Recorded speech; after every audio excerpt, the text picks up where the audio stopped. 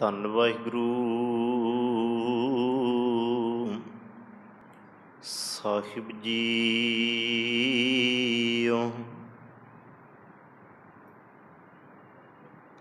ਜਿਉ ਬੁਲਾਵੈਂ ਤਿਉ ਬੋਲੈ ਸੁਆਮੀ,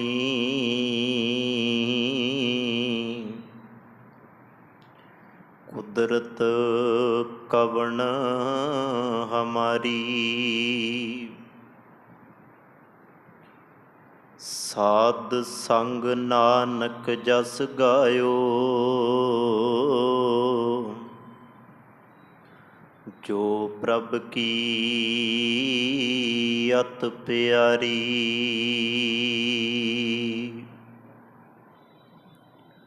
ਮੈਂ ਮੂਰਖ ਕੀ ਕੇਤਕ ਬਾਤ ਹੈ, ਕੋਟ ਪਰਾਦੀ ਤਰਿਆ ਰੇ। ਗੁਰ ਨਾਨਕ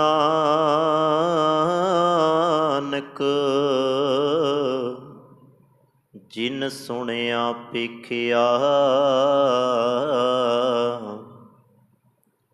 ਸੇ ਫਿਰ ਗਰਭਾਸ ਨ ਭਰਿਆ ਰੇ। ਕਰਣਹੁ ਤੋਸੋ ਨਾ ਕਿਓ, ਪਰਿਓ ਲੋਭ ਕੈ ਨਾਨਕ ਸਮਿਓ ਰਮ ਗਇਓ। ਅਬ ਕਿਉ ਰੋਵਤ ਅੰਤ, ਮਨ ਮਾਇਆ ਮੈਂ ਰਮ ਰਖਿਓ। ਨਿਕਸਤ ਨਾਹਿਨ ਮੀਤ, ਨਾਨਕ ਮੂਰਤ ਚਿਤਰ ਜਿਉ। ਛਾੜਤ ਨਾਹਨ ਪੀਤ, ਮਨ ਮਾਇਆ ਮੈਂ ਰਮ ਰਖਿਓ। ਨਿਕਸਤ ਨਾਹਨ ਮੀਤ, ਨਾਨਕ ਮੂਰਤ ਚਿਤਰ ਜਿਉ। ਛਾੜਤ ਨਾਹਨ ਪੀਤ। ਵਾਹਿਗੁਰੂ ਜੀ ਕਾ ਖਾਲਸਾ, ਵਾਹਿਗੁਰੂ ਜੀ ਕੀ ਫਤਿਹ। ਸਾਹਿਬਾਂ ਦੀ ਮੁਕੱਦਸ ਮੁਬਾਰਕ ਪਾਵਨ ਹਜ਼ੂਰੀ ਅੰਦਰ ਸੱਜ ਬੈਠੇ ਸਤਸੰਗੀ ਜਨੋ,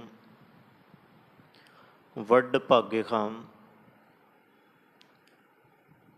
ਪ੍ਰੇਮ ਭਾਵਨਾ ਦੇ ਨਾਲ ਬੈਠ ਕੇ ਰੱਬੀ ਬਾਣੀ ਦਾ ਕੀਰਤਨ ਗੁਰਮੁਖ ਪਿਆਰਿਆਂ ਪਾਸੋਂ ਆਪ ਜੀ ਨੇ ਸਰਵਣ ਕੀਤਾ। ਆਓ ਸਤਿਗੁਰੂ ਜੀ ਨੇ ਕਿਰਪਾ ਕੀਤੀ, ਇਹ ਸਮਾਂ ਇਹ ਵਕਤ ਸਾਨੂੰ ਦਿੱਤਾ। ਨਿਰੰਕਾਰ ਵਾਹਿਗੁਰੂ ਦੇ ਚਰਨਾਂ ਵਿੱਚ ਲਾਉਣ ਦੇ ਲਈ ਇਹਨਾਂ ਘੜੀਆਂ ਨੂੰ ਆਪਾਂ ਸੁਲੱਖਣਾ ਬਣਾਈਏ, ਜਿੱਥੇ ਆਪ ਜੀ ਨੇ ਮਨ ਬਿਰਤੀਆਂ ਸੁਰਤਾਂ ਨੂੰ ਇਕਾਗਰ ਕਰਕੇ ਰੱਬੀ ਬਾਣੀ ਦਾ ਆਨੰਦ ਮਾਣਿਆ।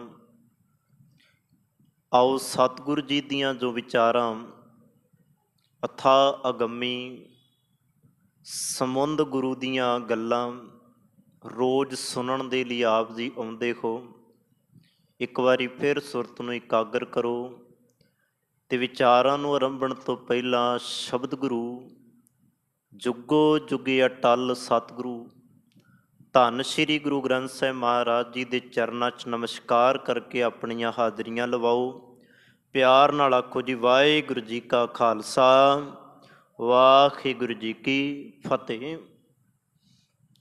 ਕੱਲ੍ਹ ਦੇ ਦੀਵਾਨ ਅੰਦਰ ਆਪ ਜੀ ਦੇ ਨਾਲ 36 ਨੰਬਰ ਸਲੋਕ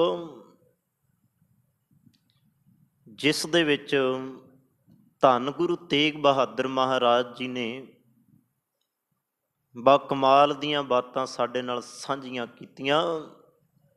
ਪਹਿਲਾਂ ਆਪਾਂ ਗੱਲ ਲੋਭ ਦੀ ਕੀਤੀ ਸੀ, ਉਸ ਤੋਂ ਬਾਅਦ ਕਰਨੋ ਹੁਤੋਸੋ ਨਾ ਕੀਓ, ਇਹ ਨਾਲ ਵਿਚਾਰਿਆ ਕਿ ਵੀ ਜੋ ਕਰਨਾ ਸੀ ਉਹ ਕੀਤਾ ਨਹੀਂ, ਜੋ ਨਹੀਂ ਸੀ ਕਰਨਾ ਉਹ ਸਾਰੀ ਜ਼ਿੰਦਗੀ ਕਰਦਾ ਰਿਹਾ।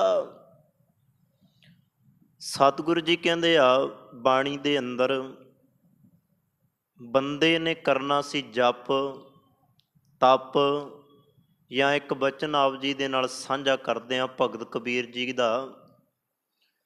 ਸਤਿਗੁਰੂ ਜੀ ਕਹਿੰਦੇ ਬੰਦੇ ਨੇ ਸਿਮਰਨ ਭਜਨ ਦਇਆ ਨਹੀਂ ਕੀਨੀ, ਨਾ ਤੇ ਸਿਮਰਨ ਕੀਤਾ, ਨਾ ਭਜਨ ਤੇ ਨਾ ਕਿਸੇ ਜੀਵ ਤੇ ਦਇਆ ਕੀਤੀ, ਤਰਸ ਕੀਤਾ।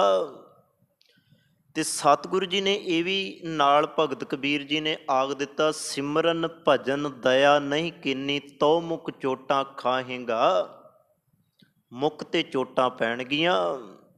ਕਿਉਂ? ਕਿਉਂਕਿ ਜਿਸ ਦੇ ਲਈ ਜੀਵਨ ਮਿਲਿਆ ਉਹ ਚੀਜ਼ ਤੇਰੇ ਜੀਵਨ ਅੰਦਰ ਨਜ਼ਰ ਨਹੀਂ ਆਉਂਦੀ, ਤੇ ਜਿਹੜੀ ਚੀਜ਼ ਨਹੀਂ ਸੀ ਆਉਣੀ ਚਾਹੀਦੀ ਉਹ ਤੂੰ ਪੰਡਾ ਬੰਨ੍ਹ ਕੇ ਆਪਣੇ ਨਾਲ ਬੰਨੀ ਫਿਰਦਾ। ਇਸੇ ਕਰਕੇ ਬੰਦਾ ਜ਼ਿੰਦਗੀ ਦੀ ਬਾਜੀ ਹਾਰਦਾ, ਇਸੇ ਕਰਕੇ ਜੀਵਨ ਜਿਉਣ ਦਾ ਸਾਰੀ ਜ਼ਿੰਦਗੀ ਬੰਦੇ ਨੂੰ ਢੰਗ ਨਹੀਂ ਆਉਂਦਾ।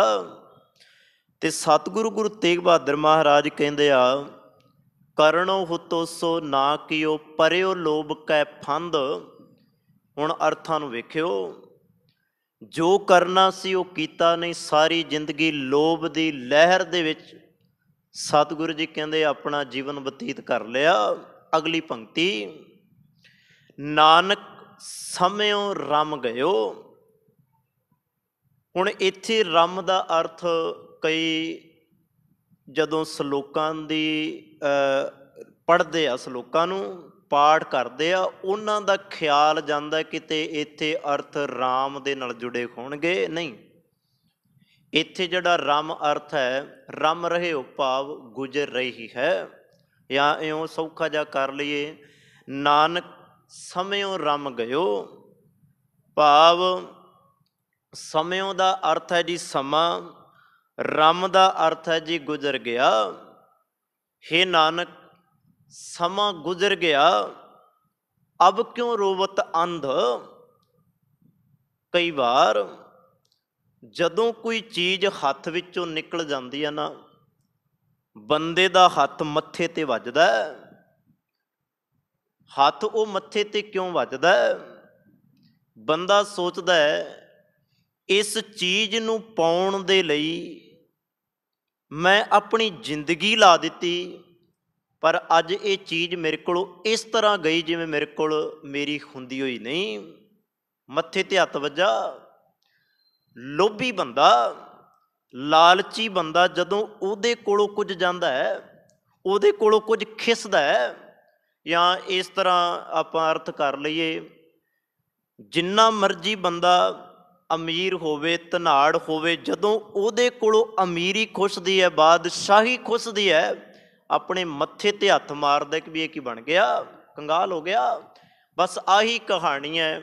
ਸਤਿਗੁਰੂ ਜੀ ਕਹਿੰਦੇ ਆ, ਮਾਇਆ ਦੇ ਨਸ਼ੇ ਵਿੱਚ ਅੰਨਾ ਰਹਿਣ ਵਾਲਾ ਬੰਦਾ, ਅੰਧ ਸ਼ਬਦ ਵਰਤਿਆ ਸਤਿਗੁਰੂ ਜੀ ਨੇ, ਪਦਾਰਥਾਂ ਦੀ ਦੁਨੀਆ ਦੇ ਅੰਦਰ, ਇਸ ਸ਼ਤਾਨੀਅਤ ਦੇ ਅੰਦਰ ਜਿਉਣ ਵਾਲਾ ਬੰਦਾ ਅੰਨਾ ਹੋ ਗਿਆ।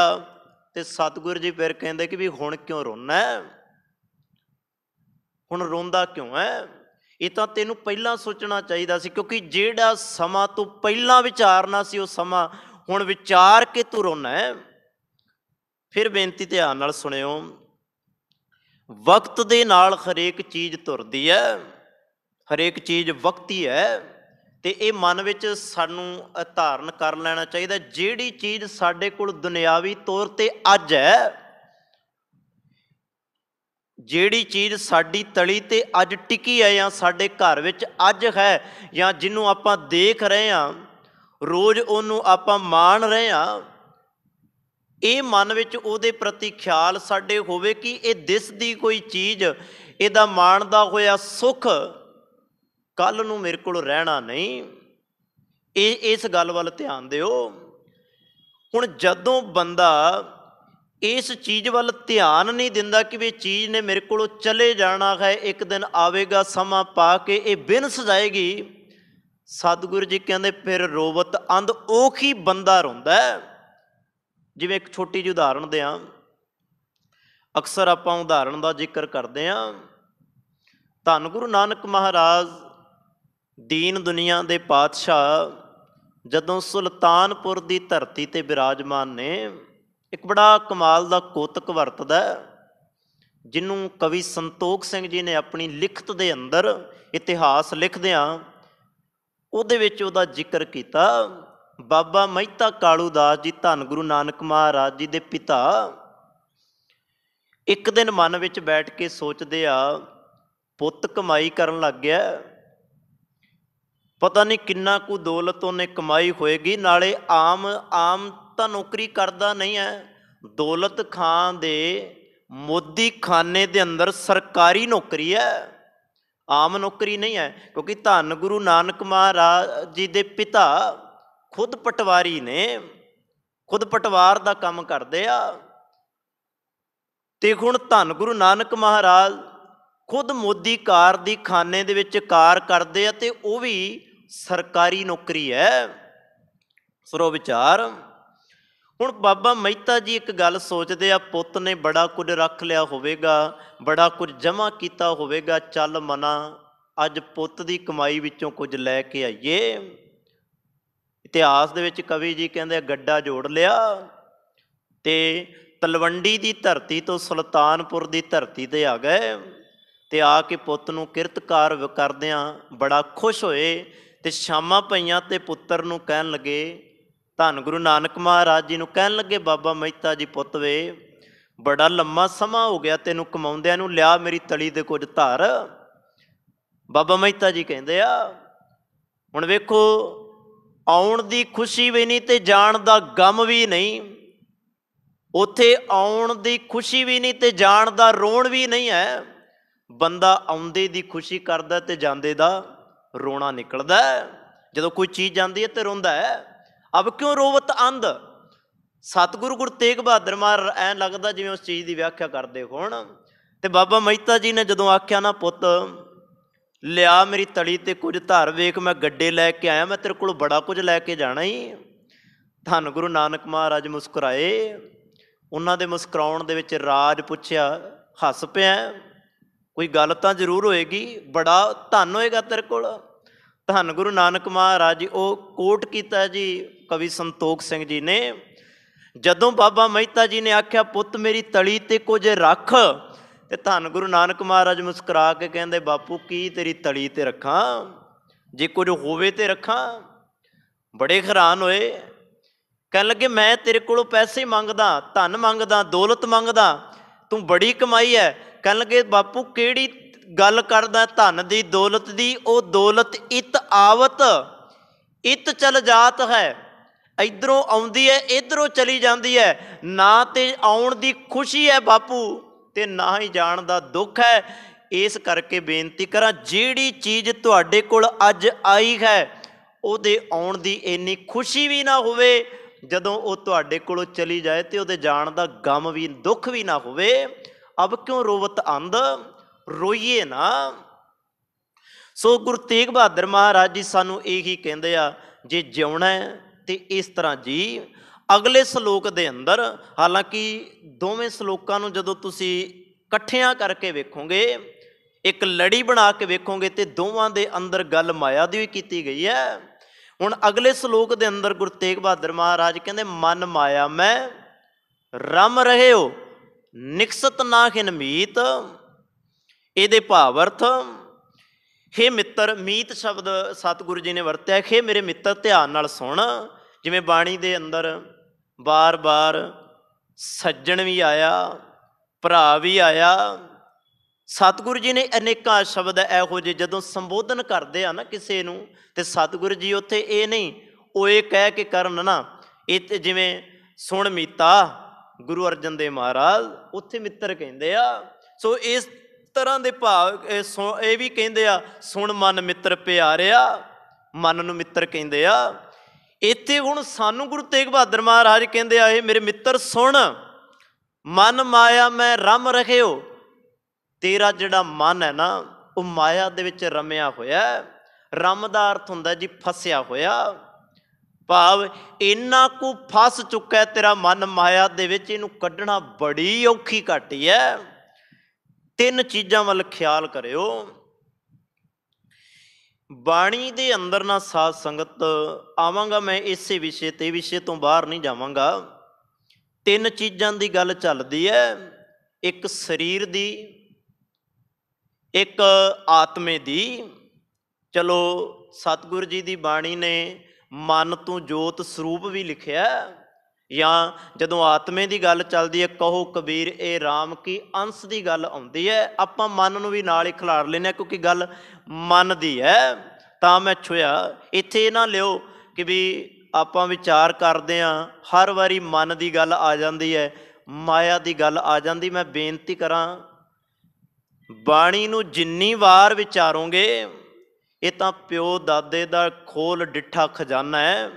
ਜਦੋਂ ਤੁਸੀਂ ਇਸ ਖਜ਼ਾਨੇ ਦੇ ਵਿੱਚੋਂ ਕੁਝ ਕੱਢੋਗੇ, ਤੁਹਾਨੂੰ ਕੁਝ ਨਾ ਕੁਝ ਨਵਾਂ ਮਿਲੇਗਾ, ਨਵਾਂ ਮਿਲੇਗਾ। ਤੇ ਨਾਲ ਇੱਕ ਹੋਰ ਬੇਨਤੀ ਧਿਆਨ ਨਾਲ ਸੁਣਿਓ, ਸਾਡੇ ਵਰਗੇ, ਮੇਰੇ ਵਰਗੇ ਕੋਲ ਸ਼ਬਦ ਖਤਮ ਹੋ ਜਾਣਗੇ। ਵੇਖੋ ਆਪਾਂ ਇੱਕ ਆਮ ਸੰਸਾਰ ਦੇ ਉੱਤੇ ਇੱਕ ਸ਼ਬਦ ਵਰਤਦੇ ਹਾਂ, ਤੇਰੇ ਕੋਲ ਇੰਨੀ ਦੌਲਤ ਹੈ, 5 ਪੀੜ੍ਹੀਆਂ ਤੇਰੀਆਂ ਬਹਿ ਕੇ ਖਾਣਗੀਆਂ, 5 ਪੀੜ੍ਹੀਆਂ ਤੋਂ ਬਾਅਦ ਕਿਸੇ ਨਾ ਕਿਸੇ ਨੂੰ ਤੇ ਉੱਠਣਾ ਪਏਗਾ ਨਾ। ਜਾਂ ਮੰਨ ਲਓ ਆਪਾਂ ਕਹਿ ਦਈਏ ਤੇਰੀਆਂ 100 ਪੀੜ੍ਹੀਆਂ ਖਾਣਗੀਆਂ, 100 ਪੀੜ੍ਹੀਆਂ ਤੱਕ ਤੂੰ ਭੁੱਖਾ ਨਹੀਂ ਮਰਦਾ, 100 ਪੀੜ੍ਹੀ ਖਾ ਲੇਗੀ, 100 ਤੋਂ ਬਾਅਦ ਤਾਂ ਕਿਸੇ ਨੂੰ ਉੱਠਣਾ ਪਏਗਾ ਨਾ। ਖਤਮ ਹੋ ਗਿਆ। ਕਿੰਨਾ ਕਮਾਲ ਦਾ ਖਜ਼ਾਨਾ। ਗੁਰੂ ਅਰਜਨ ਦੇਵ ਮਹਾਰਾਜ ਕਹਿੰਦੇ, ਪੁੱਤਰਾ ਮੈਂ ਉਹ ਖਜ਼ਾਨਾ ਨਹੀਂ ਦੇਣ ਲੱਗਾ ਜਿਹੜਾ 5 ਪੀੜ੍ਹੀਆਂ, 10 ਪੀੜ੍ਹੀਆਂ, 100 ਪੀੜ੍ਹੀਆਂ ਖਾਣ ਤੇ ਮੁੱਕ ਜਾਏ। ਮੈਂ ਤੈਨੂੰ ਉਹ ਖਜ਼ਾਨਾ ਦੇਣ ਲੱਗਾ ਜਦੋਂ ਤੱਕ ਬ੍ਰਹਿਮੰਡ ਰਹੇਗਾ, ਜਦੋਂ ਤੱਕ ਸੰਸਾਰ ਰਹੇਗਾ, ਇਹ ਕਾਇਨਾਤ ਰਹੇਗੀ। ਖਾਵੈ ਖਰਚੈ ਰਲ ਮਿਲ ਭਾਈ, ਤੋਟ ਨਾ ਆਵੈ ਵੱਧ ਦੋ ਜਾਈ। ਇਹਨੇ ਨਹੀਂ ਮੁੱਕਣਾ। ਸੋ ਮੈਂ ਬੇਨਤੀ ਇਹ ਤਾਂ ਕੀਤੀ, ਗੱਲ ਮਨ ਦੀ, ਕਿਉਂਕਿ ਬਾਣੀ ਦੇ ਅੰਦਰ ਵਿਸ਼ੇ ਹੀ ਗੰਭੀਰ ਨੇ। ਤੇ ਮੈਂ ਇੱਕ ਹੋਰ ਬੇਨਤੀ ਕਰਾਂ, ਮਾਫ ਕਰਨਾ, ਸਾਨੂੰ ਤੇ ਉਲਝਾ ਕੇ ਰੱਖਿਆ ਹੋਇਆ।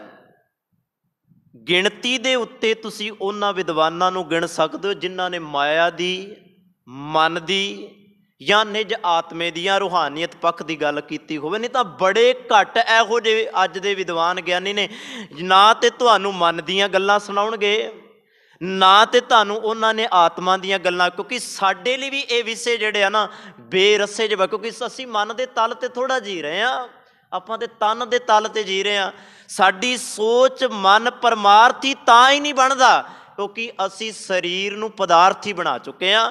ਤਾਂ ਹੀ ਤਾਂ ਮਨ ਆਤਮੇ ਦੇ ਵਿਸ਼ੇ ਸਾਨੂੰ ਬੇਰਸੇ ਜਿਹੇ ਲੱਗਦੇ ਆ। ਸੋ ਬੇਨਤੀ ਕਰਨ ਲੱਗਾ ਸਾਂ, ਤਿੰਨ ਚੀਜ਼ਾਂ, ਮਨ, ਆਤਮਾ ਤੇ ਸਰੀਰ। ਹੁਣ ਇਹਨਾਂ ਤਿੰਨਾਂ ਨੂੰ, ਸਰੀਰ ਨੂੰ ਇਸ ਪਾਸੇ ਰੱਖ ਲਓ, ਮਨ ਨੂੰ ਵਿਚਕਾਰ ਰੱਖ ਲਓ ਤੇ ਆਤਮੇ ਨੂੰ ਇਸ ਪਾਸੇ, ਮਨ ਵਿਚਕਾਰ ਰੱਖਣਾ। ਤੁਸੀਂ ਤਿੰਨ ਚੀਜ਼ਾਂ ਦੀ ਗੱਲ ਸਾਂਝੀ ਕਰਨੀ ਹੈ। ਮਨ ਵਿਚਕਾਰ ਰੱਖਣਾ ਹੈ, ਸਰੀਰ ਤੇ ਆਤਮਾ ਇਹਦੀਆਂ ਸਾਈਡਾਂ ਤੇ ਰੱਖ ਲੈਣਾ। ਹੁਣ ਸੋਚਿਓ, ਜੇ ਤੇ ਮਨ ਨੂੰ ਤੁਸੀਂ ਸਰੀਰ ਵਾਲੇ ਪਾਸੇ ਲੈ ਜਾਓਗੇ, ਬੇਨਤੀ ਧਿਆਨ ਨਾਲ ਸੁਣਿਓ ਸਾਧ ਸੰਗਤ, ਮਨ ਨੂੰ ਜੇ ਤਾਂ ਸਰੀਰ ਵਾਲੇ ਪਾਸੇ ਲੈ ਜਾਓਗੇ ਕਦੀ ਪਰਮਾਰਥੀ ਨਹੀਂ ਬਣੇਗਾ। ਕਿਉਂਕਿ ਇੱਕ ਦਿਨ ਮੈਂ ਤੁਹਾਡੇ ਨਾਲ ਬਚਨ ਸਾਂਝਾ ਕੀਤਾ ਸੀ, ਜਦੋਂ ਪਿੱਛੇ ਜੀ ਮਨ ਦੀ ਗੱਲ ਚੱਲੀ ਸੀ, ਮੰਮਾ ਮਨ ਸਿਓ ਕਾਜ ਹੈ ਮਨ ਸਾਧੇ ਸਿਧ ਹੋਈ। ਇਹ ਇਸ ਬਚਨ ਪੜ੍ਹਿਆ, ਇਹ ਵੀ ਨਾਲ ਅੱਗੇ ਜਾ ਕੇ ਭਗਤ ਕਬੀਰ ਜੀ ਨੇ ਕਿਹਾ ਸੀ, ਇਹ ਮਨ ਸ਼ਕਤੀ, ਇਹ ਮਨ ਸੀਓ, ਇਹ ਮਨ ਪੰਜ ਤੱਤ ਕੋ ਜੀਓ। ਮਨ ਨੂੰ ਜਿਹੜੇ ਪਾਸੇ ਲੈ ਜਾਓਗੇ ਮਨ ਉੱਧਰ ਹੀ ਲੱਗੇਗਾ। ਪਰ ਇਹ ਮੈਂ ਬੇਨਤੀ ਨਾਲ ਧਿਆਨ ਨਾਲ ਸੁਣਿਓ, ਮਨ ਨੂੰ ਤੁਸੀਂ ਆਪਣੇ ਵਿੱਚੋਂ ਕੱਢ ਨਹੀਂ ਜੇ ਸਕਦੇ। ਜਿੰਨੀ ਮਰਜ਼ੀ ਕੋਸ਼ਿਸ਼ ਕਰ ਲਓ, ਜਿੰਨਾ ਮਰਜ਼ੀ ਯਤਨ ਕਰ ਲਓ, ਤੁਸੀਂ ਆਖੋਗੇ ਵੀ ਕਹਾਣੀਆਂ ਵਿਗੜਦੀਆਂ ਵੀ ਮਨ ਨਾਲ ਨੇ, ਕਹਾਣੀਆਂ ਸੁਧਰਦੀਆਂ ਵੀ ਮਨ ਨਾਲ ਨੇ। ਹੁਣ ਜੇ ਆਪਾਂ ਆਖੀਏ ਮਨ ਨੂੰ ਬਾਹਰ ਕੱਢ ਕੇ ਰੱਖ ਦਈਏ ਇਹਦੇ ਤੋਂ, ਫਿਰ ਚੇਤੇ ਰੱਖਣਾ ਸੁਧਾਰੋਗੇ ਕਿਵੇਂ ਆਪਣੇ ਆਪ ਨੂੰ, ਕਿਉਂਕਿ ਸੁਧਰਨਾ ਵੀ ਮਨ ਨੇ ਹੈ, ਵਿਗੜਨਾ ਵੀ ਮਨ ਨੇ ਹੈ। ਦੋਵੇਂ ਕੰਮ ਮਨ ਨਾਲ। ਇਸੇ ਕਰਕੇ ਇਹ ਮਨ ਸ਼ਕਤੀ, ਇਹ ਮਨ ਸੀਓ, ਇਹ ਮਨ ਪੰਚ ਤੱਤ ਕੋ ਜੀਓ।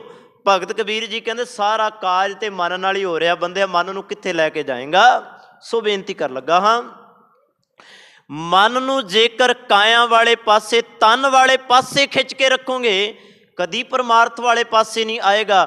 ਚੇਤੇ ਰੱਖਣਾ, ਇਹ ਸੰਸਾਰ ਦੀ ਉਲਝਣਾਂ ਦੇ ਵਿੱਚ ਉਲਝਿਆ ਹੋਇਆ ਜਿਹੜਾ ਹੈ ਉਹ ਧੱਕੇ ਖਾਏਗਾ। ਹੁਣ ਥੋੜ੍ਹਾ ਜਿਹਾ ਮਨ ਨੂੰ ਉੱਧਰੋਂ ਕੱਢ ਕੇ ਆਤਮੇ ਵੱਲ ਲੈ ਕੇ, ਜਿਹਦਾ ਮਨ ਥੋੜ੍ਹਾ ਜਿਹਾ ਸਰੀਰ ਦੇ ਤਲ ਤੋਂ ਉੱਠ ਕੇ ਆਤਮੇ ਵਾਲੇ ਪਾਸੇ ਆਉਂਦਾ ਹੈ, ਉਹੀ ਬੰਦਾ ਰੂਹਾਨੀਅਤ ਵਾਲੇ ਪਾਸੇ ਜਾਂਦਾ ਹੈ, ਪਰਮਾਰਥ ਵਾਲੇ ਪਾਸੇ ਜਾਂਦਾ ਹੈ। ਸੋ ਬੇਨਤੀ ਕਰਾਂ, ਵਿਦਵਾਨ ਸੱਜਣਾ ਨੇ, ਅੱਜ ਮੈਂ ਵੇਖਦਾ ਸੀਗਾ, ਸੁਣਦਾ ਵੀ ਸੀਗਾ, ਜਦੋਂ ਗੱਲ ਉਹ ਪਰਮਾਰਥ ਦੀ ਕਰਦੇ ਆ ਜਾਂ ਮਨ ਦੀਆਂ ਆਤਮੇ ਦੀ ਕਰਦੇ ਆ, ਤੇ ਉਹ ਬੜੀ ਕਮਾਲ ਦੀ ਇੱਕ ਗੱਲ ਕੀਤੀ ਇੱਕ ਵਿਦਵਾਨ ਨੇ। ਕਹਿਣ ਲੱਗੇ, ਅਸਲ ਦੇ ਵਿੱਚ ਨਾ ਜਿਵੇਂ ਇੱਕ ਪਾਣੀ ਹੁੰਦਾ ਨਾ ਗੰਦਾ, ਆਪਾਂ ਵੇਖਦੇ ਹਾਂ, ਕਿਉਂਕਿ ਪਾਣੀ ਦਾ ਰੰਗ ਬਦਲਦਾ। ਪਾਣੀ ਨੂੰ ਨੀਲੇ ਰੰਗ ਵਿੱਚ ਪਾਓਗੇ ਨੀਲਾ ਹੋ ਜਾਏਗਾ, ਕਾਲੇ ਵਿੱਚ ਪਾਓਗੇ ਕਾਲਾ ਹੋ ਜਾਊਗਾ। ਇਸ ਤਰ੍ਹਾਂ ਜਿਹੜੇ ਮਰਜ਼ੀ ਰੰਗ ਵਿੱਚ ਪਾ ਦਿਓ ਔਰ ਉਹਨੇ ਆਪਣਾ ਰੰਗ ਬਦਲ ਹੀ ਲੈਣਾ। ਹਾਲਾਂਕਿ ਗੱਲ ਉੱਥੇ ਮੈਂ ਆਪ ਜੀ ਦੇ ਨਾਲ ਮੰਨਦੀ ਹੋਈ ਕਰਾਂਗਾ, ਪਰ ਪਾਣੀ ਦੇ ਅੰਦਰ ਇੱਕ ਬੜੀ ਕਮਾਲ ਦੀ ਖਾਸੀਅਤ ਹੈ। ਮਨ ਦੇ ਅੰਦਰ ਉਹ ਖਾਸੀਅਤ ਘੱਟ ਹੈ। ਹਾਂ, ਰੱਬ ਨਾਲ ਜੁੜ ਜੇ ਤੇ ਮਨ ਖਾਸ ਹੈ, ਪਰ ਪਾਣੀ ਦੇ ਅੰਦਰ ਬੜੀ ਕਮਾਲ ਦੀ ਖਾਸੀਅਤ ਹੈ। ਕਹਿੰਦੇ ਕਿ ਪਾਣੀ ਜਿੰਨਾ ਮਰਜ਼ੀ ਗੰਦਾ ਹੋਵੇ, ਭਾਵੇਂ ਨਾਲਿਆਂ ਦਾ ਹੋਵੇ, ਟੋਭਿਆਂ ਦਾ ਹੋਵੇ, ਕਿਸੇ ਦਾ ਵੀ ਹੋਵੇ, ਇੱਕ ਆਕਾਸ਼ ਦੀ ਕਿਰਨ ਸੌਖਾ ਜਿਹਾ ਜਾਂ ਇੱਕ ਸੂਰਜ ਦੀ ਕਿਰਨ ਜਦੋਂ ਉਹਦੇ ਉੱਤੇ ਪੈਂਦੀ ਹੈ, ਉਹ ਪਾਣੀ ਉੱਡ ਕੇ ਆਕਾਸ਼ ਵੱਲ ਜਾਂਦਾ ਹੈ, ਉਹ ਫਿਰ ਪਵਿੱਤਰ ਹੋ ਕੇ ਜ਼ਮੀਨ ਦੇ ਉੱਤੇ ਡਿੱਗਦਾ। ਉਹਦੇ ਵਰਗਾ ਨਿਰਮਲ ਕੋਈ ਨਹੀਂ। ਇੱਕ ਬਚਨ ਭਗਤ ਕਬੀਰ ਜੀ ਦਾ, ਭਗਤ ਕਬੀਰ ਜੀ ਨੇ ਬੜਾ ਕਮਾਲ ਦਾ ਇੱਕ ਬਚਨ ਕੀਤਾ, ਕਬੀਰ ਮਨ ਨਿਰਮਲ ਭਇਆ ਜੈਸੇ ਗੰਗਾ ਨੀਰ। ਭਗਤ ਕਬੀਰ ਜੀ ਦਾ ਬਚਨ। ਭਗਤ ਕਬੀਰ ਜੀ ਕਹਿੰਦੇ ਮੇਰਾ ਮਨ ਨਿਰਮਲ ਹੋ ਗਿਆ, ਮੈਲ ਤੋਂ ਰਹਿਤ ਹੋ ਗਿਆ, ਕਿਉਂਕਿ ਜਿਹੜੀ ਕਿਰਨ ਪਈ ਉਹ ਰੱਬ ਦੇ ਸਿਮਰਨ ਦੀ ਪਈ, ਭਗਤੀ ਦੀ ਪਈ। ਤੇ ਜਦੋਂ ਇਹ ਭਗਤੀ ਦੀ ਕਿਰਨ ਮਨ ਨਿਰਮਲ ਹੋ ਗਿਆ, ਜਿਹਦੇ ਨਾਲ ਪੈਣ ਦੇ ਨਾਲ ਕਬੀਰ ਮਨ ਨਿਰਮਲ ਭਇਓ ਜੈਸੇ ਗੰਗਾ ਨੀਰ, ਪਾਛੈ ਲਾਗੋ ਹਾਰ ਫਿਰੈ ਕਹਿਤ ਕਬੀਰ। ਕਬੀਰ ਭਾਵ ਅਰਥਾਂ ਨੂੰ ਸਮਝੋ ਕਿੰਨੇ ਕਮਾਲ ਦੇ ਨੇ। ਕਹਿਣ ਲੱਗੇ ਜਦੋਂ ਮਨ ਨਿਰਮਲ ਹੋ ਗਿਆ, ਪਵਿੱਤਰ ਹੋ ਗਿਆ, ਗੰਗਾ ਵਰਗੇ ਨੀਰ ਵਾਂਗ ਸਾਫ਼ ਹੋ ਗਿਆ, ਪਾਕ ਹੋ ਗਿਆ। ਪਹਿਲਾਂ ਸੀ ਨਾਪਾਕ, ਫਿਰ ਜਦੋਂ ਰਹਿਮਤ ਹੋਈ, ਬਖਸ਼ਿਸ਼ ਹੋਈ, ਜਦੋਂ ਉਹ ਪਾਕ ਹੋਇਆ, ਪਵਿੱਤਰ ਹੋਇਆ, ਕਹਿੰਦੇ ਰੱਬ ਵੀ ਹੁਣ ਮੈਨੂੰ ਲੱਭਦਾ ਫਿਰਦਾ, ਭਗਤ ਕਬੀਰ ਕਿੱਥੇ ਗਿਆ। ਮੈਂ ਨਹੀਂ ਕਹਿ ਰਿਹਾ, ਭਗਤ ਕਬੀਰ ਜੀ ਕਹਿ ਰਿਹਾ, ਪਾਛੈ ਲਾਗੋ ਹਰ ਫਿਰੈ, ਪਿੱਛੇ ਤੁਰਿਆ ਤੁਰਿਆ ਹਰੀ ਫਿਰਦਾ। ਤੇ ਮੈਂ ਅਕਸਰ ਇੱਕ ਬੇਨਤੀ ਕਰਦਾ, ਜਿਨ੍ਹਾਂ ਭਗਤਾਂ ਨੂੰ ਤੁਸੀਂ ਨਮਸਕਾਰਾਂ ਕਰਦੇ ਹੋ ਨਾ, ਉਹਨਾਂ ਨੇ ਤੇ ਰੱਬ ਨੂੰ ਵੀ ਅੱਗੇ ਲਾਇਆ। ਹਾਲਾਂਕਿ ਰੱਬ ਨੂੰ ਅੱਗੇ ਲਾਉਣਾ ਬੜੀ ਔਖੀ ਜੀ ਖੇਡ ਹੈ। ਜਬ ਹਮ ਪ੍ਰੇਮ ਬੰਧਨ ਤੁਮ ਬਾਂਧੇ, ਵੇਖੋ ਰੱਬ ਨੂੰ ਬੰਨਣਾ ਕਿਤੇ ਸੌਖੀ ਖੇਡ ਹੈ। ਆਪਾਂ ਦੁਨੀਆ ਦੀ ਹਰੇਕ ਚੀਜ਼ ਨੂੰ, ਮੈਂ ਵਿਸ਼ੇ ਤੋਂ ਬਾਹਰ ਨਹੀਂ ਜਾ ਰਿਹਾ, ਮਾਫ਼ ਕਰੋ, ਸਿਰਫ ਇੱਕ ਭਗਤ ਦੀ ਡੈਫੀਨੇਸ਼ਨ, ਪਾਛੈ ਲਾਗੋ ਹਰ ਫਿਰੈ। ਰੱਬ ਨੂੰ ਬੰਨਣਾ ਕੋਈ ਸੌਖੀ ਜੀ ਖੇਡ ਨਹੀਂ ਹੈ। ਦੁਨੀਆ ਦੇ ਹਰੇਕ ਜਾਨਵਰ, ਪੰਛੀ, ਹਾਲਾਂਕਿ ਚਲੋ ਮੰਨ ਲਓ ਕਿ ਬੰਦਾ ਸਭ ਤੋਂ ਸ੍ਰੇਸ਼ਟ ਹੈ, ਬੰਦੇ ਨੂੰ ਕੈਦ ਕਰ ਲਓਗੇ, ਰੱਬ ਨੂੰ ਕੈਦ ਕਿਵੇਂ ਕਰ ਲਾਂਗੇ ਆਪਾਂ। ਇੱਥੇ ਭਗਤ ਜੀ ਕਹਿ ਰਹੇ ਆ, ਜਬ ਹਮ ਪ੍ਰੇਮ ਬੰਧਨ ਤੁਮ ਬਾਂਧੇ, ਆਪਣੇ ਛੁੱਟਣ ਕੋ ਯਤਨ ਕਰੋ ਹਮ ਛੂਟੇ ਤੁਮ ਆਰਾਧੇ। ਰੱਬਾ ਤੂੰ ਆਪਣੇ ਛੁੱਟਣ ਦਾ ਯਤਨ ਕਰ, ਤੂੰ ਆਪਣੇ ਵੱਲ ਧਿਆਨ ਮਾਰ, ਸਾਡਾ ਧਿਆਨ ਛੱਡ, ਤੈਨੂੰ ਤਾਂ ਅਸੀਂ ਬੰਨ ਲਿਆ। ਪਾਛੈ ਲਾਗੋ ਹਰ ਫਿਰੈ ਕਹਿਤ ਕਬੀਰ। ਕਬੀਰ ਕਹਿਣ ਲੱਗੇ ਹੁਣ ਤਾਂ ਨਿਰਮਲ ਹੋ ਗਿਆ, ਮਨ ਕਿੱਧਰ ਲੈ ਕੇ ਜਾਏਗਾ। ਕਹਿਣ ਲੱਗੇ ਮਨ ਦਾ ਕਿਤੇ ਵਿਸਾਸ ਹੈ। ਇੱਕ ਉਦਾਹਰਨ ਇੱਥੇ ਮਨ ਮਾਇਆ ਦੀ ਗੱਲ ਕੀਤੀ, ਸਿਰਫ ਥੋੜ੍ਹਾ ਜਿਹਾ ਮਨ ਨੂੰ ਆਪਾਂ ਵੇਖੀ ਕਿ ਮਨ ਬਾਰੇ ਸਤਿਗੁਰੂ ਜੀ ਕੀ ਕਹਿੰਦੇ ਆ, ਕਿਉਂਕਿ ਬਾਣੀ ਦੇ ਅੰਦਰ ਮਨ ਨੂੰ ਪੰਖੀ ਵੀ ਕਹਿੰਦੇ ਆ। ਕਬੀਰ ਮਨ ਪੰਖੀ ਭਇਓ ਕਹਿ ਦਿੱਤਾ, ਪਰ ਇੱਕ ਬਚਨ ਮੈਂ ਅੱਜ ਪੜ੍ਹਿਆ ਬਾਣੀ ਦੇ ਅੰਦਰ ਸਤਿਗੁਰੂ ਜੀ ਦਾ, ਮਨ ਖੁਟਹਰ ਤੇਰਾ ਨਹੀਂ ਵਿਸਾਸ। ਉੱਥੇ ਮਨ ਨੂੰ ਖਰ ਦੇ ਨਾਲ, ਖਰ ਕੀ ਹੁੰਦਾ ਜੀ ਭਲਾ, ਖਰ ਹੁੰਦਾ ਖੋਤਾ, ਗਧਾ ਜਿਹਨੂੰ ਆਪਾਂ ਕਹਿੰਦੇ ਆ, ਮਨ ਨੂੰ ਗਧਾ ਕਹਿ ਦਿੱਤਾ। ਸਤਿਗੁਰੂ ਜੀ ਕਹਿੰਦੇ ਮਨ ਖੁੱਟਹਰ ਤੇਰਾ ਨਹੀਂ ਵਿਸਾਸ, ਤੂੰ ਮਾਂ ਉਦਮਾਦਾ, ਤੂੰ ਬਾਲਾ ਹੀ ਆਪਣੇ ਆਪ ਨੂੰ ਮਸਤਿਆ ਹੋਇਆ ਸਮਝਦਾ ਹੈ। ਮਨ ਤਾਂ ਕਹਿੰਦੇ ਇੱਕ ਖੋਤੇ ਦੀ ਤਰ੍ਹਾਂ ਬਾਰ-ਬਾਰ ਤੁਹਾਨੂੰ ਲੱਤਾਂ ਮਾਰੇਗਾ, ਬਾਰ-ਬਾਰ ਲੱਤਾਂ, ਜਿਵੇਂ ਖੋਤਾ ਨਾ ਭਾਰ ਨਾ ਹੋਵੇ ਉਹਦੇ ਉੱਤੇ, ਖੋਤਾ ਲੱਤਾਂ ਮਾਰਦਾ ਹੈ। ਅੱਗੇ ਜਾ ਕੇ ਬਚਨ ਆਏਗਾ, ਮਨ ਖੁੱਟਹਰ ਤੇਰਾ ਨਹੀਂ ਵਿਸਾਸ, ਤੂੰ ਮਾਂ ਉਦਮਾਤਾ, ਖਰ ਕਾ ਪੈਖਰ ਤੋ ਛੁੱਟੈ ਜੋ ਉੱਪਰ ਲਾਦਾ। ਕਹਿਣ ਲੱਗੇ ਉਹਦੇ ਉੱਤੇ ਭਾਰ ਲੱਦ ਦਿਓ, ਲੱਤਾਂ ਮਾਰਨੀਆਂ ਬੰਦ ਕਰ ਦੇਗਾ। ਪਰ ਸਤਿਗੁਰੂ ਜੀ ਕਹਿੰਦੇ ਕਿ ਵੀ ਮਨਾ ਤੇਰੀ ਹਾਲਤ ਤਾਂ ਉਹ ਖੋਤੇ ਵਰਗੀ ਹੈ, ਜਿਹੜਾ ਕਦੀ ਇੱਧਰ ਨੂੰ ਦੌੜਦਾ, ਕਦੀ ਐ ਨੂੰ ਭੱਜਾ ਜਾਂਦਾ। ਮੈਨੂੰ ਤੇਰੇ ਵਿੱਚੋਂ ਸਿਰਫ ਖੋਤਾ ਹੀ ਨਜ਼ਰ ਆਉਂਦਾ। ਥੋੜ੍ਹਾ ਜਿਹਾ ਹੋਰ ਧਿਆਨ ਨਾਲ ਸੁਣਿਓ ਮਨ ਦੇ ਬਾਰੇ, ਫਿਰ ਆਪਾਂ ਥੋੜ੍ਹਾ ਜਿਹਾ ਅਗਾਂਹ ਚੱਲਾਂਗੇ। ਸੁਲਤਾਨਪੁਰ ਦੀ ਧਰਤੀ 'ਤੇ ਇੱਕ ਬੜਾ ਕਮਾਲ ਦਾ ਵਾਕਿਆ ਵਰਤਦਾ। ਹਾਲਾਂਕਿ ਅਕਸਰ ਆਪਾਂ ਇਸ ਸਾਖੀ ਦਾ ਜਿਹੜਾ ਉਹ ਲੈਂਦੇ ਆ ਸਹਾਰਾ, ਸਿਰਫ ਟੂਕ ਮਾਤਰ। ਮਨ ਵੇਖੋ ਕਿੰਨਾ ਚਲਾਕ ਵੀ ਹੈ, ਮਨ ਕਿੰਨਾ ਭੱਜਣਹਾਰਾ ਵੀ ਹੈ। ਸਤਿਗੁਰੂ ਜੀ ਨੇ ਹੋਕਾ ਦਿੱਤਾ, ਨਾ ਕੋ ਹਿੰਦੂ ਨਾ ਮੁਸਲਮਾਨ। ਬੜਾ ਸ਼ਬਦ ਜਿਹੜੇ ਆ ਉਹ ਬੜੇ ਕਮਾਲ ਦੇ ਸਤਿਗੁਰੂ ਜੀ ਨੇ ਉੱਥੇ ਕਹੇ ਸਨ। ਚਲੋ ਇਹਨਾਂ ਦੇ ਭਾਵ ਅਰਥ ਆਪਾਂ ਚੰਗੀ ਤਰ੍ਹਾਂ ਨਹੀਂ ਸਮਝ ਸਕੇ, ਫਿਰ ਕਦੇ ਸਹੀ। ਉੱਥੇ ਹੋਕਾ ਦਿੱਤਾ, ਨਾ ਹਮ ਹਿੰਦੂ ਨਾ ਮੁਸਲਮਾਨ। ਕਾਜੀ ਆ ਗਏ, ਮੁੱਲਾ ਆ ਗਏ, ਹਿੰਦੂ ਆ ਗਏ, ਬ੍ਰਾਹਮਣ ਆ ਗਏ। ਆ ਕੇ ਕਹਿਣ ਲੱਗੇ ਵੀ ਤੂੰ ਕਹਿੰਦਾ ਕਿ ਵੀ ਸਾਰੇ ਇੱਕ ਬਰਾਬਰ ਨੇ, ਚੱਲ ਫਿਰ ਸਾਡੇ ਨਾਲ ਨਮਾਜ਼ ਪੜ੍ਹ। ਉੱਥੇ ਕੀ ਹੋਇਆ ਸੀ ਭਲਾ, ਜਦੋਂ ਨਮਾਜ਼ ਪੜ੍ਹਨ ਲੱਗੇ, ਕਾਜੀ ਆਪਣੇ ਘਰ ਵਿੱਚ ਦੌੜਿਆ ਹੈ, ਨਵਾਬ ਦੌਲਤ ਖਾਂ ਘੋੜੇ ਪਿਆ ਖਰੀਦਦਾ ਹੈ। ਧੰਨ ਗੁਰੂ ਨਾਨਕ ਮਹਾਰਾਜ ਕਹਿੰਦੇ ਮੈਂ ਮਨ ਦੀ ਗੱਲ ਸਮਝਾਉਣ ਆਇਆ ਕਾਜੀ ਦੌਲਤ ਖਾਂ, ਮੈਂ ਮਨ ਦੀ ਗੱਲ ਸਮਝਾਉਣ ਆਇਆ। ਨਾ ਤੇ ਤੂੰ ਇੱਥੇ ਸੈਂ, ਨਾ ਤੇਰਾ ਕਾਜੀ ਇੱਥੇ ਸੀ, ਤੁਸੀਂ ਦੋਵੇਂ ਹੀ ਭੱਜੇ ਫਿਰਦੇ ਹੋ। ਇਸ ਕਰਕੇ ਮਨ ਉਡਾਰੀਆਂ ਮਾਰਦਾ। ਇਸੇ ਕਰਕੇ ਵਿਦਵਾਨਾਂ ਨੇ ਇਸ ਗੱਲ ਨੂੰ ਮੰਨਿਆ, ਸਭ ਤੋਂ ਵੱਧ ਰਫਤਾਰ ਜੇਕਰ ਅੱਜ ਕੱਲ੍ਹ ਨਾ ਤਾਂ ਕੋਈ ਰੋਕਟ ਬਣਿਆ, ਨਾ ਤਾਂ ਕੋਈ ਜਹਾਜ਼ ਬਣਿਆ, ਨਾ ਹੀ ਕੋਈ ਇਹੋ ਜਿਹਾ ਬਣਿਆ ਹੈ ਸਾਧਨ ਜਿਹੜਾ ਤੇਜ਼ ਦੌੜ ਸਕਦਾ ਹੋਵੇ। ਜੇਕਰ ਇੱਕੋ ਹੀ ਸਾਧਨ ਹੈ ਸਭ ਤੋਂ ਤੇਜ਼ ਜੇਕਰ ਦੌੜਦਾ, ਉਹ ਮਨ ਦੀ ਰਫਤਾਰ ਹੈ। ਇੱਕ ਹੋਰ ਉਦਾਹਰਨ ਮੈਂ ਤੁਹਾਨੂੰ ਦਿਆਂ। ਅਸੀਂ ਅਕਸਰ ਕਹਿੰਦੇ ਹਾਂ ਬਾਣੀ ਵਿੱਚ ਸਾਡਾ ਮਨ ਨਹੀਂ ਲੱਗਦਾ। ਆਪਾਂ ਜਪਜੀ ਸਾਹਿਬ ਦਾ ਗੁਟਕਾ ਸਾਹਿਬ ਫੜਿਆ, ਗੱਲ ਥੋੜ੍ਹੀ ਜਿਹੀ ਮਨ ਦੀ ਕਰ ਰਿਹਾ ਮੈਂ ਤੁਹਾਡੇ ਨਾਲ, ਧਿਆਨ ਦਿਓ। ਆਪਾਂ ਕਹਿੰਦੇ ਹਾਂ ਗੁਟਕਾ ਸਾਹਿਬ ਫੜਿਆ, ਆਪਾਂ ਸ਼ੁਰੂ ਕੀਤਾ ਇੱਕ ਓੰਕਾਰ ਸਤਨਾਮ ਕਰਤਾ ਪੁਰਖ। ਚਲੋ ਆਪਾਂ ਕਹਿੰਦੇ ਹਾਂ ਮੂਲ ਮੰਤਰ ਤੱਕ ਲੈ ਲਓ ਕਿ ਵੀ ਸਾਡਾ ਮਨ ਸਾਡੇ ਤੱਕ ਸੀਗਾ। ਜਿਵੇਂ ਹੀ ਆਇਆ ਜਪ, ਸਾਡਾ ਮਨ ਨਿਕਲ ਗਿਆ। ਫਿਰ ਕੀ ਹੋਇਆ, ਆਦ ਸੱਚ ਕਦੋਂ ਆਇਆ, ਸੋਚੈ ਸੋਚ ਨਾ ਹੋਵੇ ਕਦੋਂ ਪੜਿਆ ਗਿਆ।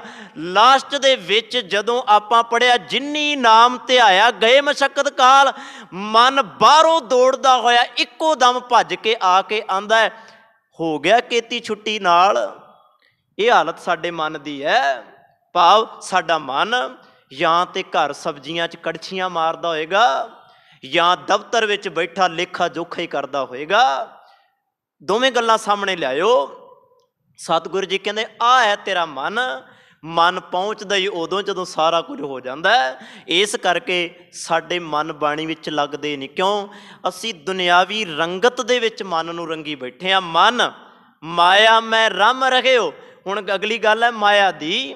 ਭਗਤ ਕਬੀਰ ਜੀ ਦਾ ਇੱਕ ਬੜਾ ਪਿਆਰਾ ਬਚਨ, ਕਬੀਰ ਮਾਇਆ ਚੋਰਟੀ। ਕਹਿੰਦੇ ਬੜੀ ਚੋਰ ਹੈ ਬਈ ਇਹ, ਤਾਂ ਬੜਾ ਔਖਾ ਇਹਨੂੰ ਠੱਲਣਾ। ਮਾਇਆ ਦੀ ਗੱਲ ਜਦੋਂ ਭਗਤ ਕਬੀਰ ਜੀ ਕਰਦੇ ਆ, ਕਬੀਰ ਮਾਇਆ ਚੋਰਟੀ ਮੁਸ ਮੁਸ ਲਾਵੈ ਹਾਟ, ਏਕ ਕਬੀਰਾ ਨਾ ਮੁਸੈ ਜਿਨ ਕੀਨੀ ਬਾਰੈ ਬਾਟ। ਕਿਉਂਕਿ ਅਸਲ ਦੇ ਵਿੱਚ ਭਗਤਾਂ ਮਾਇਆ ਭਗਤਾਂ ਕੀ ਕਾਰ ਕਮਾਵੈ। ਬਾਣੀ ਕਹਿੰਦੀ ਹੈ ਕਿ ਵੀ ਭਗਤਾਂ ਨੂੰ ਤੇ ਡੰਗਦੀ ਹੋਈ ਨਹੀਂ, ਉਹਨਾਂ ਤੋਂ ਤੇ ਡਰ ਕੇ ਰਹਿੰਦੀ ਹੈ, ਕਿਉਂਕਿ ਉਹਨਾਂ ਨੇ ਤੇ ਪਿੱਛੇ ਲਾ ਲਈ। ਇੱਕ ਬਚਨ ਆਪਾਂ ਅਕਸਰ ਕਰਦੇ ਹਾਂ ਨਾ, ਨਾਕੋ ਕਾਟੀ ਕਾਨੋ ਕਾਟੀ ਕਾਟ ਕੂਟ ਕੈ ਡਾਰੀ, ਕਹੂ ਕਬੀਰ ਸੰਤਨ ਕੀ ਬੈਰਨ ਤੀਨ ਲੋਕ ਕੀ ਪਿਆਰੀ। ਤਿੰਨਾਂ ਲੋਕਾਂ ਨੂੰ ਪਿਆਰੀ ਲੱਗਦੀ ਹੈ, ਪਰ ਭਗਤਾਂ ਨੇ ਤੇ ਬੰਨ ਕੇ ਰੱਖੀ ਹੋਈ ਹੈ। ਇਸ ਕਰਕੇ ਮਨ ਮਾਇਆ ਮੈਂ ਰਮ ਰਹਿਓ ਨਿਕਸਤ ਨਾਹਿਨ ਮੀਤ। ਤੇ ਧੰਨ ਗੁਰੂ ਤੇਗ ਬਹਾਦਰ ਮਹਾਰਾਜ ਕਹਿੰਦੇ ਆ, ਇਸ ਮੋਹ ਵਿੱਚੋਂ ਆਪਣੇ ਆਪ ਨੂੰ ਤੂੰ ਕੱਢ ਨਹੀਂ ਛੇਤੀ ਸਕਦਾ। ਮੈਂ ਜਿੰਨਾ ਮਰਜ਼ੀ ਯਤਨ ਕਰਾਂ, ਕਿਉਂਕਿ ਚੇਤੇ ਰੱਖਣਾ ਰਹਿਣਾ ਤੇ ਸੰਸਾਰ ਦੇ ਅੰਦਰ ਹੀ ਹੈ ਨਾ। ਸੰਸਾਰ ਵਿੱਚ ਰਹਿਣ ਦੀਆਂ ਜੁਗਤੀਆਂ ਜਿੰਨੀਆਂ ਕੁ ਬਾਣੀ ਨੇ ਸਾਨੂੰ ਸਿਖਾ ਦਿੱਤੀਆਂ ਨੇ, ਮੈਂ ਕਹਿੰਦਾ ਇੰਨੀਆਂ ਆਪਾਂ ਕਿਤਾਬਾਂ ਬਾਹਰੋਂ ਨਹੀਂ ਪੜ੍ਹ ਸਕਦੇ। ਬਾਹਰ ਕਿਤਾਬਾਂ 'ਚੋਂ ਕਿੰਨੀਆਂ ਪੜ੍ਹ ਲਾਂਗੇ। ਸਤਿਗੁਰੂ ਜੀ ਦਾ ਭੰਡਾਰਾ ਭਰਿਆ ਪਿਆ ਹੈ। ਸੋ ਉਹ ਵਿਚਾਰ ਸਤਿਗੁਰੂ ਜੀ ਕਹਿੰਦੇ ਨਿਕਸਤ ਨਾਹਿਨ ਮੀਤ, ਉਹ ਇਸ ਮੋਹ ਵਿੱਚੋਂ ਆਪਣੇ ਆਪ ਨੂੰ ਕਦੇ ਵੀ ਨਹੀਂ ਕੱਢ ਸਕਦਾ ਜਿਹੜਾ ਇਹਦੇ ਵਿੱਚ ਫਸ ਗਿਆ। ਅਗਲੀ ਪੰਕਤੀ, ਨਾਨਕ ਮੂਰਤ ਚਿੱਤਰ ਜਿਉ ਛਾੜਤ ਨਾਹਿਨ ਭੀਤ। ਹੁਣ ਇੱਕ ਚਿੱਤਰ ਤਾਂ ਹੁੰਦਾ, ਮੂਰਤ ਦਾ ਅਰਥ ਲੈ ਲਓ ਕਿ ਵੀ ਮੂਰਤੀ, ਚਿੱਤਰ ਦਾ ਅਰਥ ਵੀ ਕਹਿ ਸਕਦੇ ਹਾਂ ਚਿੱਤਰਕਾਰੀ, ਭਾਵ ਮੂਰਤੀ ਹੋਏਗਾ। ਪਰ ਇੱਥੇ ਭਾਵ ਅਰਥ ਜਿਹੜੇ ਉਹ ਬੜੇ ਕਮਾਲ ਦੇ ਪ੍ਰੋਫੈਸਰ ਸਾਹਿਬ ਸਿੰਘ ਹੋਣਾ ਨੇ ਕੀਤੇ ਆ। ਸਤਿਗੁਰੂ ਜੀ ਕਹਿੰਦੇ, ਗੁਰੂ ਤੇਗ ਬਹਾਦਰ ਮਹਾਰਾਜ ਕਹਿੰਦੇ ਨਾਨਕ ਮੂਰਤ ਚਿੱਤਰ ਜਿਉ ਛਾੜਤ ਨਾਹਿਨ ਭੀਤ। ਕਿਵੇਂ? ਇੱਕ ਮੂਰਤ ਹੁੰਦੀ ਹੈ ਜੀ ਟੰਗੀ ਹੋਈ, ਕੋਈ ਤਸਵੀਰ ਲਿਆ ਕੇ ਆਪਾਂ ਟੰਗ ਦਿੰਦੇ ਹਾਂ, ਪਰ ਉਹਦਾ ਇਹ ਹੈ ਕਿ ਵੀ ਜਦੋਂ ਮਰਜ਼ੀ ਲਾ ਲਓ ਅਤੇ ਜਦੋਂ ਮਰਜ਼ੀ ਟੰਗ ਦਿਓ। ਪਰ ਇੱਥੇ ਉਸ ਟੰਗੀ ਹੋਈ ਮੂਰਤੀ ਦੀ ਗੱਲ ਨਹੀਂ ਹੈ, ਇੱਥੇ ਬਾਜ਼ਾਰੋਂ ਲਿਆ ਕੇ ਟੰਗੀ ਹੋਈ ਮੂਰਤੀ ਦੀ ਗੱਲ ਨਹੀਂ ਹੈ, ਇੱਥੇ ਚਿੱਤਰ ਦੀ ਗੱਲ ਨਾਲ ਹੈ। ਜਿਹੜਾ ਚਿੱਤਰ ਤੁਸੀਂ ਛਾਪ ਦਿੱਤਾ ਹੈ ਨਾ ਕੰਧ ਦੇ ਉੱਤੇ, ਭੀਤ ਦਾ ਅਰਥ ਹੈ ਕੰਧ, ਜਿਹੜਾ ਚਿੱਤਰ ਤੁਸੀਂ ਕੰਧ ਉੱਤੇ ਛਾਪ ਦਿੱਤਾ ਹੈ ਉਹਨੂੰ ਤੁਸੀਂ ਆਪਣੇ ਯਤਨਾਂ ਦੇ ਨਾਲ ਲਾਹ ਨਹੀਂ ਪਾਓਗੇ। ਹਾਂ, ਹੋਰ ਢੰਗ ਤਰੀਕਾ ਵਰਤੀਏ, ਪਰ ਇੱਥੇ ਜਿਹੜੇ ਭਾਵ ਅਰਥ ਨੇ, ਇਹ ਨਾਨਕ ਕਿਵੇਂ ਕੰਧ ਉੱਤੇ ਮੂਰਤੀ ਦਾ ਲਿਖਿਆ ਹੋਇਆ, ਭਾਵ ਹੱਥ ਦੇ ਨਾਲ ਲਿਖਿਆ ਹੋਇਆ, ਹੱਥ ਦੇ ਨਾਲ ਪੇਸ਼ਕਾਰੀ ਕੀਤੀ ਹੋਈ। ਕਹਿਣ ਲੱਗੇ ਜਿਵੇਂ ਕੰਧ ਦੇ ਉੱਤੇ ਜਿਹੜਾ ਹੈ ਉਹ ਰੂਪ ਬਣਿਆ ਹੋਇਆ, ਕੰਧ ਨੂੰ ਨਹੀਂ ਛੱਡਦਾ, ਇਸੇ ਤਰ੍ਹਾਂ ਉਹ ਕੰਧ ਦੇ ਨਾਲ ਚਿੰਬੜਿਆ ਰਹਿੰਦਾ ਹੈ। ਧੰਨ ਗੁਰੂ ਤੇਗ ਬਹਾਦਰ ਮਹਾਰਾਜ ਕਹਿੰਦੇ ਆ, ਤੇਰੀ ਹਾਲਤ ਵੀ ਉਸ ਚਿੱਤਰੇ ਹੋਏ ਇੱਕ ਮੂਰਤ ਦੀ ਤਰ੍ਹਾਂ ਹੈ, ਤੂੰ ਵੀ ਮਾਨਾ ਮਾਇਆ ਦੇ ਨਾਲ ਐਸਾ ਚਿੰਬੜਿਆ ਹੋਇਆ, ਉਸ ਕੰਧ ਦੇ ਨਾਲੋਂ ਤੈਨੂੰ ਲਾਉਣਾ ਬੜਾ ਔਖਾ ਹੈ, ਲੱਥ ਤੇ ਜਾਂਦਾ ਹੈ। ਪਰ ਚੇਤੇ ਰੱਖਣਾ, ਜੇ ਗੁਰੂ ਦੀ ਕਿਰਪਾ ਹੋਵੇ, ਇਹ ਇੱਥੇ ਨਹੀਂ ਕਿਹਾ ਕਿ ਵੀ ਲੱਥਦਾ ਨਹੀਂ, ਲੱਥ ਜਾਂਦਾ ਹੈ। ਪਰ ਕਿਵੇਂ? ਜੇਕਰ ਗੁਰੂ ਦੀ ਕਿਰਪਾ ਹੋ ਜਾਏ, ਜੇ ਥੋੜ੍ਹਾ ਜਿਹਾ ਆਪਾਂ ਬਾਣੀ ਵਾਲੇ ਪਾਸੇ ਤੁਰ ਪਈਏ ਨਾ, ਥੋੜ੍ਹਾ ਜਿਹਾ ਆਪਾਂ ਗੁਰੂ ਵਾਲੇ ਪਾਸੇ ਤੁਰ ਲਈਏ, ਆ ਮਨ ਦੀ ਮਾਇਆ ਸਾਡੀ ਧੋ ਕੇ ਗੁਰੂ ਰੱਖ ਦਿੰਦਾ। ਮਨ ਜਿਹੜਾ ਮੈਲ ਦੇ ਅੰਦਰ ਫਸਿਆ ਹੋਇਆ, ਇਹ ਧੋ ਕੇ ਗੁਰੂ ਰੱਖ ਦਿੰਦਾ। ਫਿਰ ਇਹ ਆ ਕਿ ਵੀ ਜਿਹੜੀ ਚਿੱਤਰਕਾਰੀ ਅਸੀਂ ਆਪਣੇ ਅੰਦਰ ਲਿਖੀ ਬੈਠੇ ਹਾਂ, ਇੱਕ ਤਰ੍ਹਾਂ ਦਾ ਚਿੱਤਰ ਥੋੜ੍ਹਾ ਸਾਡੇ ਅੰਦਰ ਲਿਖਿਆ ਹੋਇਆ, ਆਪਾਂ ਤੇ ਕਈ ਤਰ੍ਹਾਂ ਦੀਆਂ ਤਸਵੀਰਾਂ ਆਪਣੇ ਅੰਦਰ ਬਣਾ ਕੇ ਬੈਠੇ ਹਾਂ।